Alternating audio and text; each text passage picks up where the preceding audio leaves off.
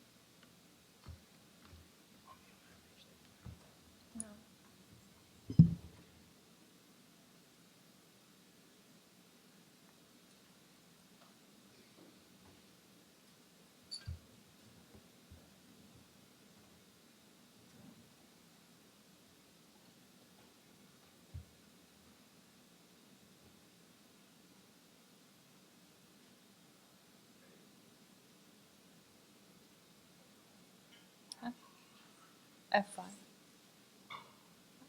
Oh, yeah, okay.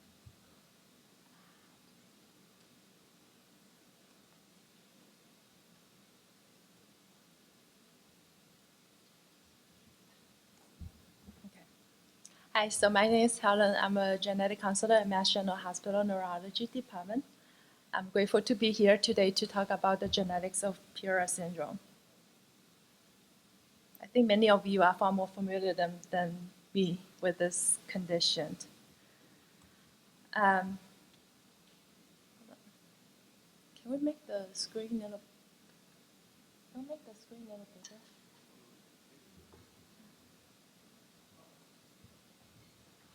Oh my, okay.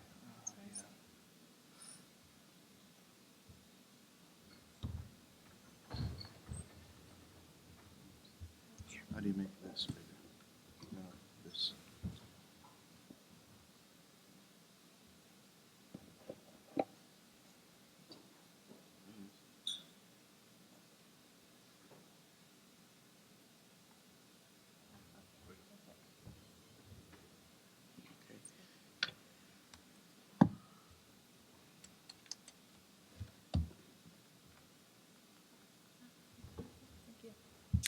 So here are my objectives. Introduction to Genetic 101. Review the clinical features of PURA syndrome. Understand the genetics of PURA syndrome, as well as discuss genetic testing approach and management for PURA diagnosis. So a brief overview of genetics. So our human body is made out of cells, many different types of cells, including red blood cells, white blood cells, heart cells, liver cells. And the cells are basically the fundamental unit of human body because it contains the genetic information. And so when we zoom into each individual cells, it has the nucleus. And then when you zoom into the nucleus, it contains chromosomes. And we all have 23 pairs of chromosomes in each cell. We get one copy of chromosome from mom, one copy of chromosome from dad, to have a total of 23 pairs of chromosomes. And when you further zoom into the chromosomes, it contains the DNA sequences that are made out of 4 letters, A, T, and C, and G. And the segment of these DNAs further makes the gene. And genes essentially provide the cells instruction to do different things.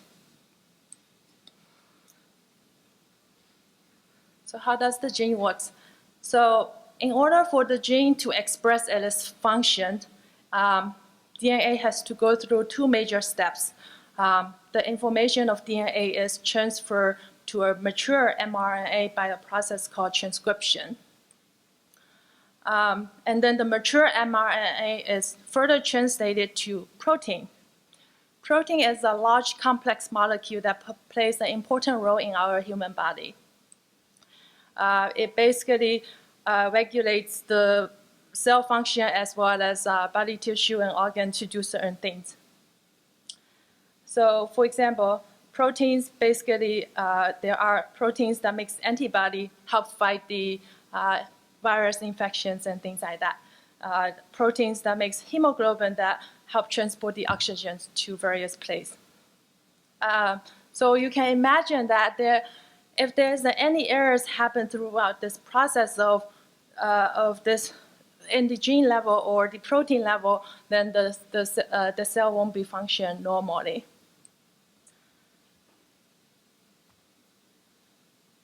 So we have a total of 30 trillion cells in our human body, and there are over 200 different cells types. And within each cells, there are 3 billion base pairs of DNAs. And we have of this many base pairs of DNA, there are a total of known 25,000 genes at this time. And of that many genes, only 6,500 genes are known to be disease associated at this time.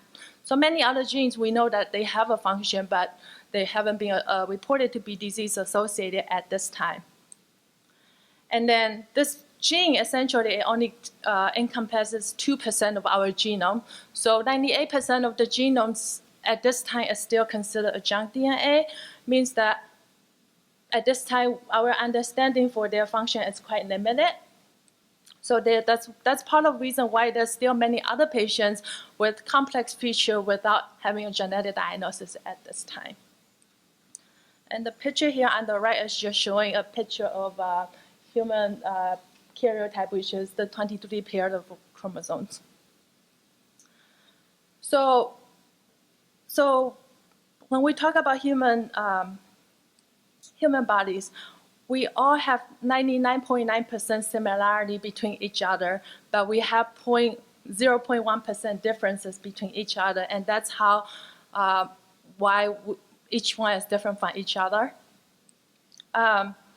So not all genetic changes are disease-causing, but if there's a mutation happen in a gene that plays an important role in carrying out cell function, then patient might be presented with specific clinical symptoms. So a mutation can happen in many ways. Mutation can include sequencing variants as well as deletion or duplication of entire chromosomes. So here is just showing that deletion means that a segment of DNA is missing, and then here is the duplication, means that particular segment of the DNA is duplicate in this particular region. And these are the various type of mutations that can be seen in the DNA sequences. It's considered misspelling of single base pair in the DNA. And this alter may result different protein function, and that's greatly depending on the type of spelling error that happen in the DNA sequences. So here is just showing a normal protein product. DNA has all you can ask for. If there is a spelling error that did not really change the meaning of the sentence, then maybe protein is still somewhat functional. It's considered a silence mutation. When the mutation is a missense, maybe it changed a letter that just changed the meaning of particular words, but does not really change the meaning of the entire sentence. However, when we have a mutation that's considered nonsense or frame shift, then basically it really altered the meaning of the entire sentence. So this particular nonsense mutation means that this particular gene is prematurely stopped. The sentence basically is incomplete. As a result, you may not have any you may not produce any protein function. And the lastly here is showing a mutation that's frame shift. So by inserting couple base pair of DNA to a sentence, really shift each word, as we thought this sentence doesn't make sense anymore. So the outcome of particular mutation greatly depends on how critical is this particular protein function. So in this particular case, PURA is such an important gene, and hence having genetic change in this particular gene results the complex clinical phenotype that we are seeing in patients affected with this condition.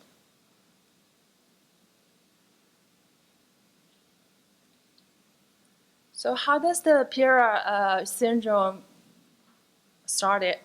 It was first described as a 5q31.3 microdeletion syndrome.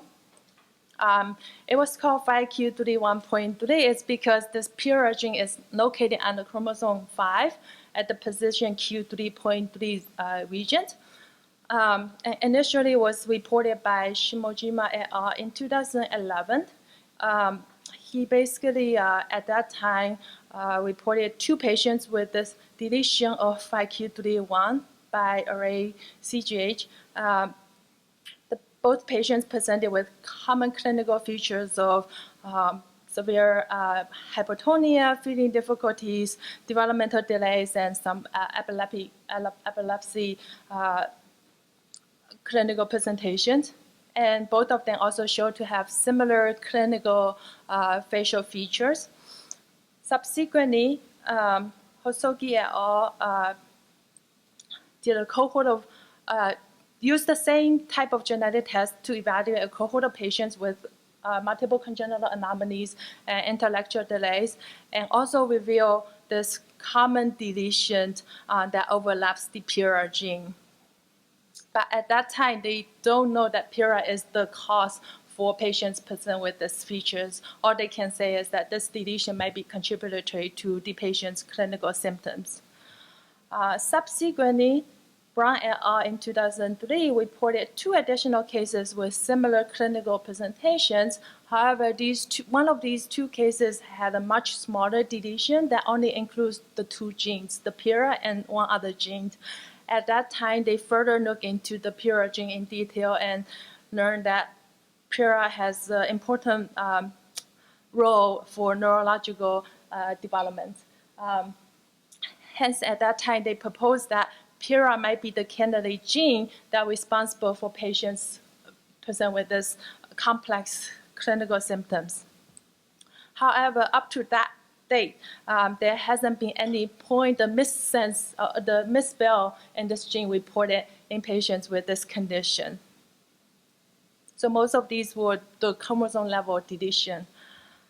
So it wasn't until 2014 that Nani et al. Reported 11 cases of patients who all have this de novo, means novel mutation in the PURA gene. And most of the mutations were considered nonsense or fringe shift mutation, as well as missense mutations. And that further gives us evidence that this gene really explains the clinical constellation of this condition. And many of these patients also show to have overlapping feature as the one that's observed in the 5q31.3 deletion syndrome. Hence, this gene becomes the gene this gene becomes the critical region for that deletion syndrome. So here's just showing the chromosome positions. This particular gene located at 5q31.2. Down here is showing the PURA gene and the protein. And these are the mutations that we reported in this particular gene from this particular group of patients. Subsequently, Hunt et al. Reported additional 4 cases of patients with neurodevelopmental delays, learning disabilities, as well as they all have that novel PURA mutations, which is showing here.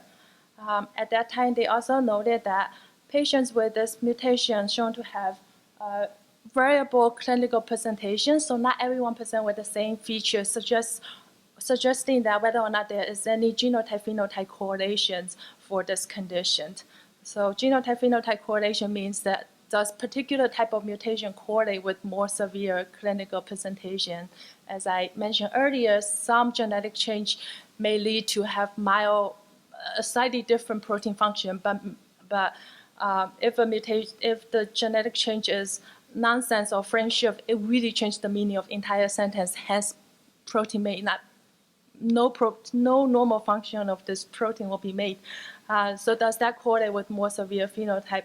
At that time, the author proposed that if the mutation happens at the PURA3 repeat region, then it might be more severe. It might be correlate with the more severe phenotype. But subsequently, many other case reports reported many other mutations reported in this particular condition, including Regine et al. In 2018 reported that the largest case series of 32 individuals with this condition, in addition to review of the literature. At that time, the authors conclude that there's no clear genotype-phenotype correlations observed by subgrouping the mutation into the functional classes. So I think this is another area that certainly researchers can look into further. But to date, there are over 300 patients reported with PURA mutations. However, with the increased use of genetic testing technology in trying to identify the underlying genetic etiology for patients present with this complex feature, we are expecting that many more people will be diagnosed with this condition over the next few years. So here are some of the common hallmark features that we are seeing in patients with PURA syndrome. So the most commonly described as a neurodevelopmental condition characterized by moderate to severe learning delays and developmental delays. Almost all patients with PURA mutation have that clinical presentations. And some of the common features they have seen in infancy include hypotonia, breathing difficulties, temperature instabilities, excessive sleepiness, as well as some feeding difficulties and hiccups in utero and neonatal period. As they grew older, many patients also reported to have hypotonia, intellectual delays. Many of them are nonverbal. Seizure is one of the features that's common in many patients, as well as some of the neurological movement-related symptoms. But the clinical spectrum is pretty variable among this group of patients. Additionally, here's just some of the specific features seen in associated with neurological features include some spasticity, some unstable and broad-based gait, stereotype hand movements. Many of the patients also reported to have abnormal brain imaging. Additional clinical features may include some vision abnormalities such as strabismus, cortical visual impairments, nystagmus. Some skeletal abnormality reported in patients include hip dysplasia, scoliosis, and joint laxity. Some endocrine abnormalities may include low vitamin D, low bone density, and hypothyroidism. And some of the congenital anomalies may include heart issues, feeding concerns, breathing concerns, and mild facial features. But the clinical feature for this condition is so variable from patient to patient, so not everyone affected with this condition will have these features. In fact, many of these features have only been reported in a few cases.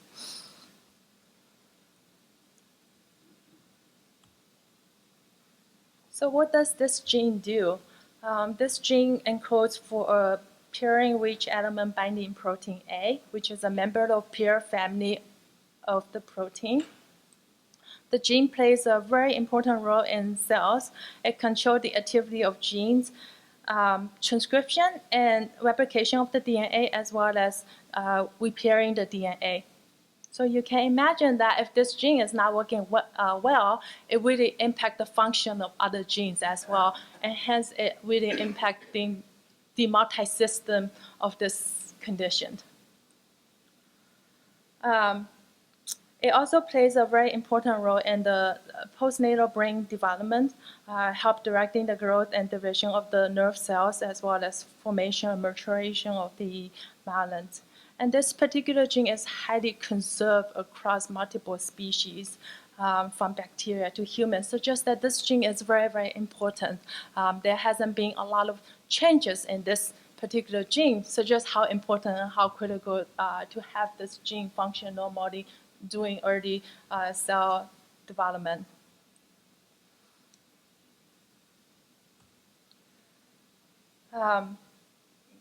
So as some of the case report that I mentioned earlier, PURA syndrome is caused by the genetic change in the PURA gene. Almost 90% of all affected individuals have been reported with sequencing variants, so the misspell of this genetic change in this gene. 10% of the patients have been reported with this 5q31 microdeletion that includes PURA gene, but they also may include other genes too. And hence, many of this group of patients may present with features slightly different from the individual with just the PURA mutation, because we don't know what the other function, how the other gene impacting the patient's clinical presentation. It is hypothesized that this particular condition is considered a haploid insufficiency mechanism, means that having one copy of gene function normally is not enough for the cells to function normally, because we all have two copies of same genes.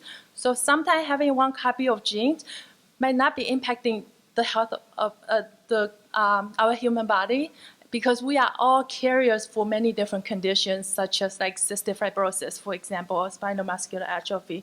So being a carrier for a condition typically doesn't present with symptoms. But in this particular case, having one gene not working, it's not enough. Hence, patients with this genetic mutation often present with clinical symptoms. And that's the autosomal dominant inheritance manner. However, most of the cases reported today are de novo, means it's a novel change in the child that's not inherited from either parents. Hence, the risk for other kids affected with this condition is extremely lower than 50%. Because if a condition is a dominant condition, then we will expect for each pregnancy, 50% of chance their child will be affected with the same condition. However, in this particular case, most of the conditions have been de novo, but we say that the risk for future kids affected with this condition, it's not zero, but less than 1% due to concerns for gonadal mosaicism. So this is a phenomenon where one of the parents may carry the genetic change in their germ cells, so either egg or sperm cells, but because the change is present in such low amount that it's unable to detect by the genetic testing or unable to detect in the blood sample. So there's always that possibility of gonadal mosaicism. However, it's not something that we also have seen cases reported in the literature at this time. So what are some of the reproductive options? This is an area that I talk a lot to families when the family diagnosed with particular genetic conditions. We always encourage them to talk to a genetic counselor or providers before they consider to have another child, to think about what options are there that they can take. So options may include natural conception. They may also include natural conception plus prenatal diagnosis, which is a genetic test that we can do during pregnancy to see whether or not baby is affected with the condition. The options may also include in vitro fertilization followed by pre-implantation genetic diagnosis, which is a process that egg and sperms fertilize in a petri dish, and then once the embryo is formed and grow to a certain stage, a biopsy will be performed, and they will test the cell for the presence of that genetic mutation. If it's normal, if it's if it's a healthy embryo, they then transfer back to the uterus for the pregnancy to carry on. And that's an option as well. And certainly adoption is also an option as well. And decisions regarding the childbearing are very personal and reflect our own ethical, moral, and religious view. Hence, this is not one-size-fits-all type of issues. But we always want parents to know what options are there so that they can make an informed decision. So how do we diagnose patients with this condition? There are 3 tests that we typically will offer to patients. As I mentioned earlier, 90% of the cases are due to sequencing variants. Hence, single gene or targeted panel will be helpful to detect that type of change. Whole exome sequencing is also a currently most comprehensive clinical genetic test that we often offer to patients with complex clinical features. And it's a test that basically sequences all the genes to look for spelling errors in those genes.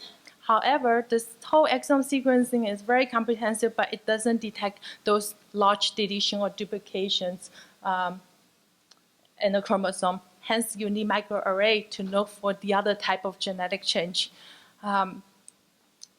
So sometimes a patient may need both microarray and whole exome sequencing to help identify the underlying mechanism or underlying genetic cause for this condition, given that 10% of patients presented with deletion of this region.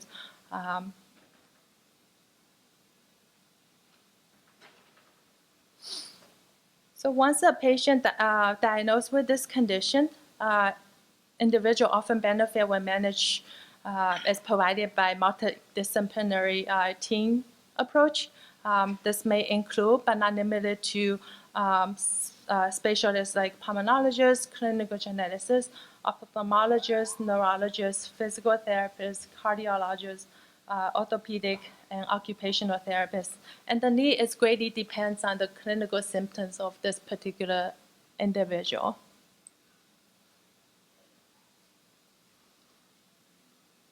In terms of long-term surveillance, certainly there are multiple evaluations that one can have to know for their cognitive concern, neurological concerns, vision, GI, and musculoskeletal system.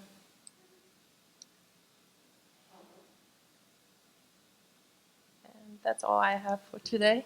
Thank you.